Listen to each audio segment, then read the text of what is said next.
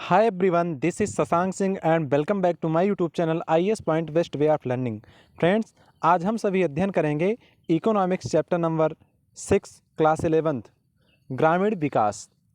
इसके पहले वाली वीडियो में हमने ग्रामीण विकास का एक इंट्रोडक्शन जाना था। आज की इस वीडियो में हम जानेंगे कि ग्रामीण विकास क्या है और कैसे कैसे होता है, इसके पहलू क्या क्या हैं इत्यादि महत्वपूर्ण टॉपिक जो आप सभी की परीक्षा की दृष्टि से अत्यंत आवश्यक एवं महत्वपूर्ण हैं, उसके बारे में अध्ययन करने चल रहे हैं।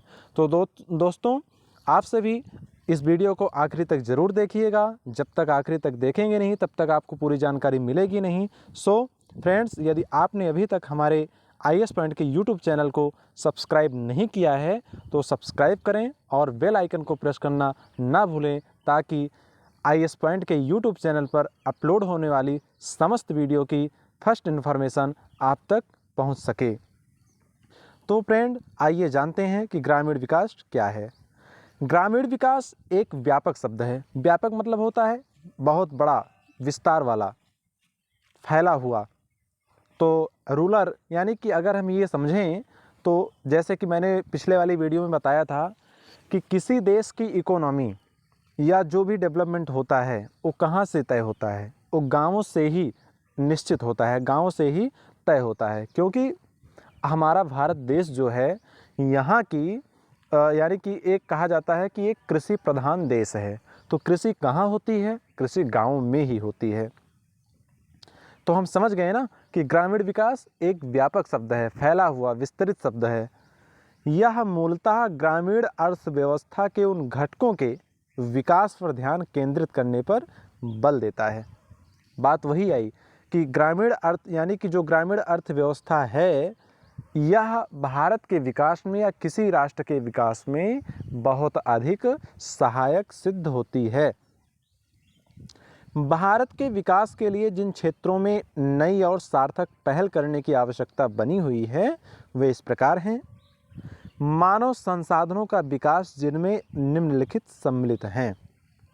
यानी कि भारत के विकास में, भारत एक डेवलपमेंट कंट्री हो, इसके विकास के लिए क्या क्या पहलू हैं और कौन कौन से सार्थक पहल किए जाएं, उनकी क्या आवश्यकताएं हैं, वो सब नीचे निम्नलिखित हैं।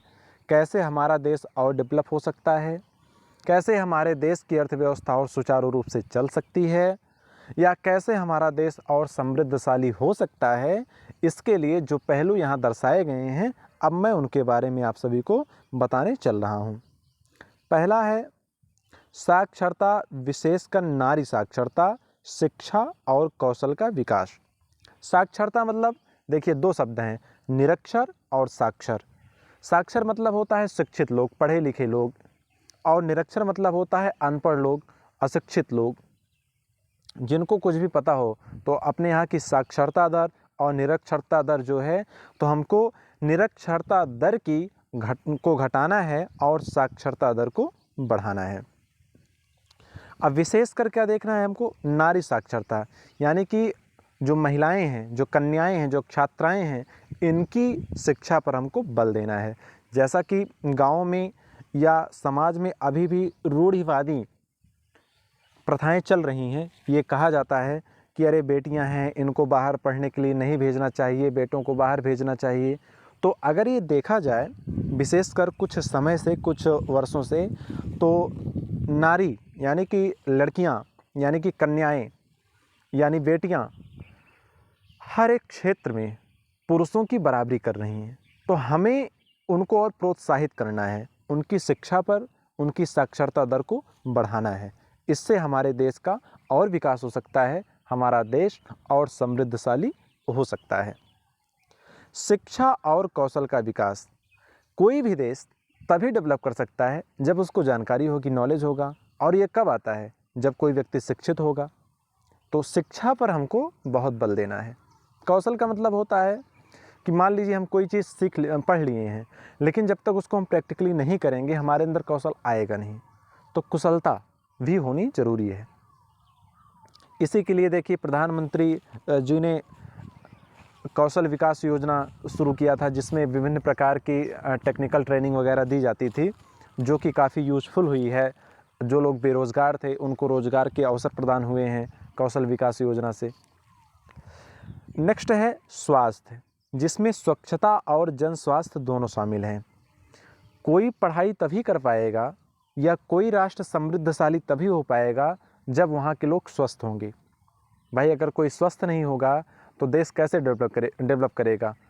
पढ़ ही नहीं पाएगा पढ़ने वाला, और काम करने वाला काम ही नहीं कर पाएगा।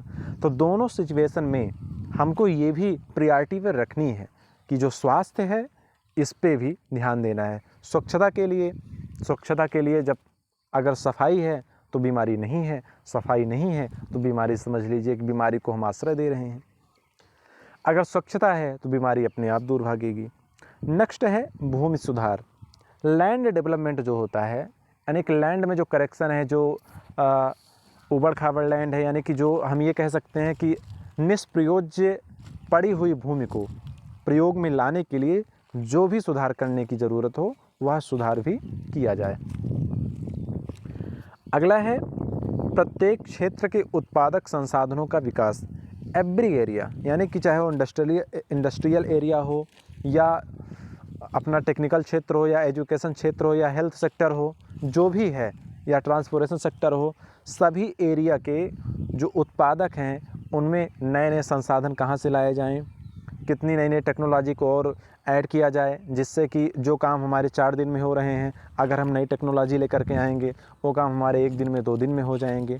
तो नए नए संसाधनों का एवरी सेक्टर में हमको डेवलप करने के लिए विकास पर ध्यान देना है।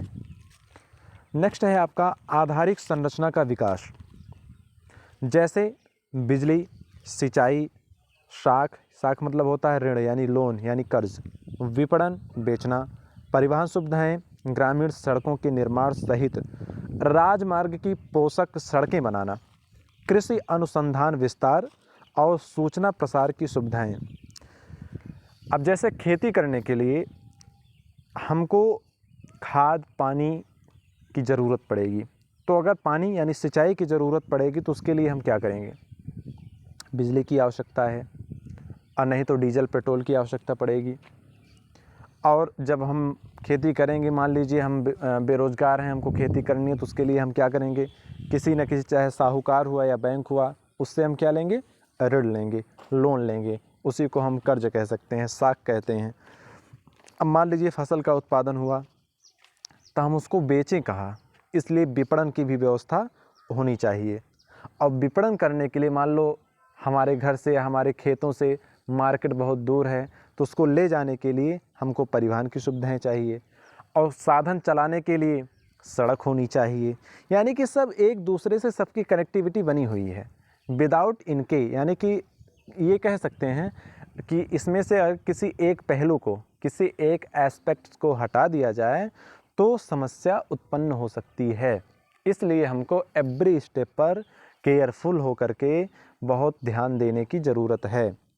जब इन सब का विस्तार होगा, यानी कि जब हमारे ग्रामीणी जो अर्थव्यवस्था है जब ये अच्छी होगी, सुदृढ़ होगी, मजबूत होगी, तो हमारे देश की इकोनॉमी धीरे धीरे मजबूत होती जाएगी।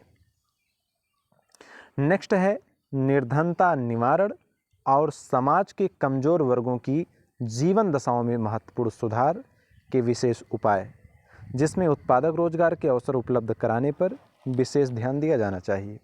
यानी कि जो पॉवर्टी है, जो गरीबी है, वो कैसे दूर हो, और समाज में जो कमज़ोर वर्ग के लोग हैं उनकी जो जीवन शैली है, रहने की प्रक्रिया है, उसको कैसे सुधारा जाए। जो शोषित हैं, वंचित हैं, पीड़ित हैं, उनको सारी सुविधाएं कैसे मुहैया कराई जाएं, इस पर भी ध्यान देने की बहुत ज़रूरत है। और जो रोज़गार हैं, जो लोग बेरोज़गार हैं, उनको रोज़गार कैसे प्रदान किया जाए, इस पर भी ध्यान देने की आवश्यकता है। सो दोस्तों, इस वीडियो लेक्चर में आज के लिए इतना ही। कल हम फिर मिलेंगे एक नए टॉपिक के साथ, एक नए वीडियो के साथ, एक नए ज्ञान के साथ। तब तक के लिए आप सभी IAS पॉइंट के YouTube channel, WhatsApp group, Facebook, Insta, Telegram पर अध्ययन करते रहिए। जो भी स्टडी मटेरियल्स मिल रहे हैं, यदि किसी भी स्टडी मटेरियल्स में किसी भी वीडियो के किसी भी टॉपिक पर कोई भी डाउट्स हैं, आप उसको कमेंट करके, इंस्टाग्राम पर मैसेज करके, व्हाट्सएप पर मैसेज करके आप अपने डाउट्स क्लियर कर सकते हैं। मैं और IAS पॉइंट की समस्त टीम आप सभी के सहयोगार्थ ऑलवेज रेडी है, तत्पर है और आप सभी को उच्च एवं सर्वोत्कृष्ट शिक्षा प्रदान करने के लिए हम लोग समर्पित हैं। सो दोस्तों, कल फिर मिलेंगे। तब तक के लिए आप सभी लोग पढ़ते रहिए, स्वस्थ रहिए, मस्त रहिए और अपने ज्ञानों को आगे बढ़ाते रहिए। Thank you so much.